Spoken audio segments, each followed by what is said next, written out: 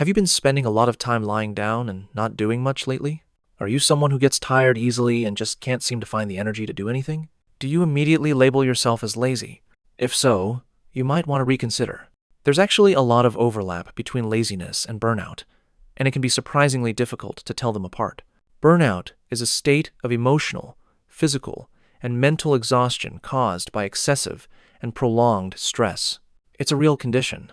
In fact, a survey from a few years back reported that about 75% of adults have experienced symptoms of burnout, and over 40% of those cases were pretty severe.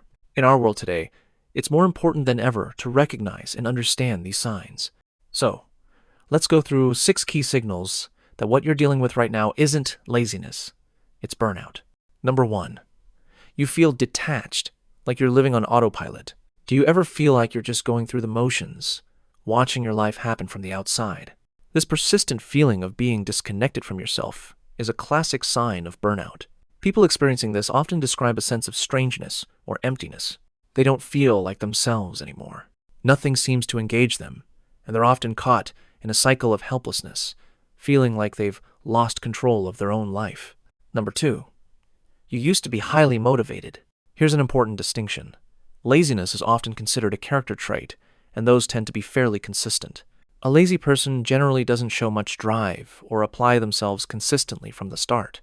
But if you used to be a self-starter, someone who was motivated and maybe even excelled in certain areas, and you've only recently become exhausted, apathetic, and unmotivated, then that points much more strongly toward burnout.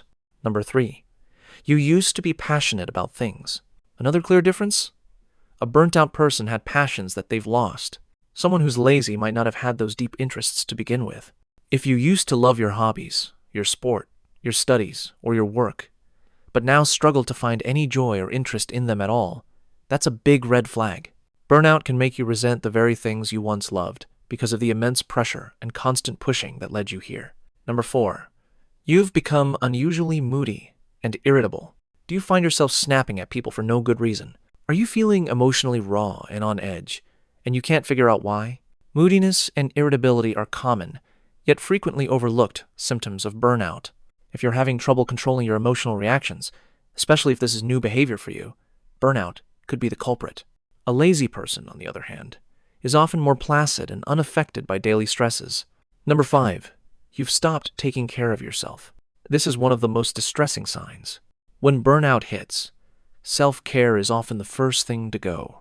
You might neglect basic hygiene, experience big changes in your eating or sleeping patterns, and start withdrawing socially. You stop making an effort, and you spend most of your time alone because even small tasks feel completely exhausting. The key difference?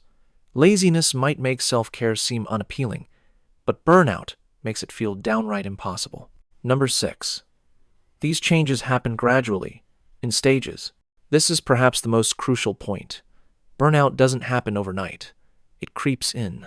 All those things, losing motivation, feeling detached, withdrawing, they develop over time. Studies show burnout typically progresses through 5 major stages, from an initial honeymoon phase all the way to habitual burnout. Many people start feeling symptoms as early as the 2nd stage. By the time you reach full burnout, it's a deep-seated condition that's harder to treat and can make you more vulnerable to anxiety and depression. That's why catching it early is so important. Don't just write it off. If any of this resonates with you, please know that burnout is serious, and you don't have to navigate it alone. Consider reaching out to a mental health professional. They can provide support and strategies to help you recover. If you found this helpful, let me know in the comments. Share your experience, and pass this along to someone who might need to hear it. Don't forget to subscribe for more. Thanks for watching.